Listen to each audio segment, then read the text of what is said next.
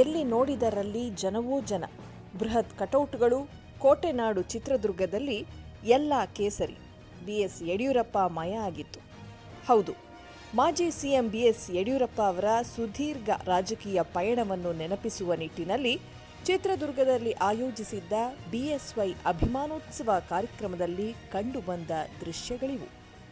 ರಾಜಕೀಯ ಜೀವನದಲ್ಲಿ 50 ವರ್ಷ ಪೂರೈಸಿರುವ ಹಿನ್ನೆಲೆಯಲ್ಲಿ ಬಿಜೆಪಿ ಹಿರಿಯ ನಾಯಕನ ಸಾಧನೆ ಪ್ರತಿಬಿಂಬ ಹಾಗೂ ಸನ್ಮಾನಿಸುವ ನಿಟ್ಟಿನಲ್ಲಿ ಶನಿವಾರ ಅಭಿಮಾನೋತ್ಸವ ಕಾರ್ಯಕ್ರಮ ಆಯೋಜಿಸಲಾಗಿತ್ತು.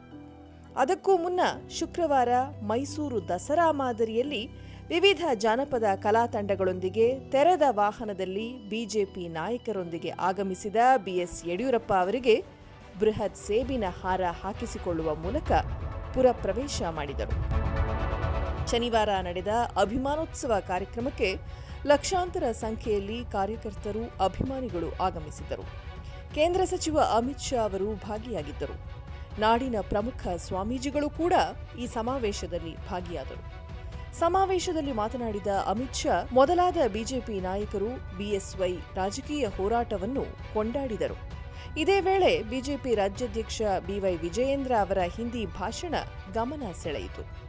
83 ವರ್ಷದ ಹಿರಿಯ ನಾಯಕನಿಗೆ ಗೌರವ ಸಲ್ಲಿಸಲು ಕೋಟ್ಯಾಂತರ ರೂಪಾಯಿ ವೆಚ್ಚ ಮಾಡಿ ಆಯೋಜಿಸಿದ್ದ ಈ ಕಾರ್ಯಕ್ರಮ ನಿಜಕ್ಕೂ ಅಭಿಮಾನದ ಆಚರಣೆಯೇ ಅಥವಾ ಮುಂಬರುವ ವಿಧಾನಸಭಾ ಚುನಾವಣೆಗೆ ಪಕ್ಷವನ್ನು ಸಜ್ಜುಗೊಳಿಸುವ ತಂತ್ರವೇ ಎಂಬ ಅನುಮಾನಗಳು ಹುಟ್ಟಿಕೊಂಡಿವೆ.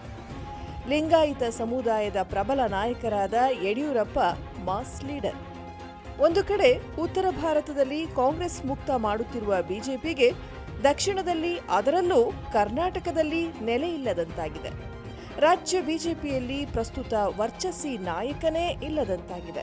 ಹೀಗಾಗಿ ಯಡಿಯೂರಪ್ಪ ಅವರ ಹಿರಿತನ ಹಾಗೂ ಸಮುದಾಯದ ಮೇಲಿರುವ ಹಿಡಿತವನ್ನು ಮತ್ತೊಮ್ಮೆ ಬಳಸಿಕೊಳ್ಳಬೇಕು ಎಂಬ ಉದ್ದೇಶದಿಂದ ಬಿಜೆಪಿ ಹೈಕಮಾಂಡ್ ಈ ಅಭಿಮಾನೋತ್ಸವ ಕಾರ್ಯಕ್ರಮವನ್ನು ದಾಳವನ್ನು ಬಳಸಿಕೊಳ್ಳುತ್ತಿದೆ ಎನ್ನಲಾಗುತ್ತಿದೆ.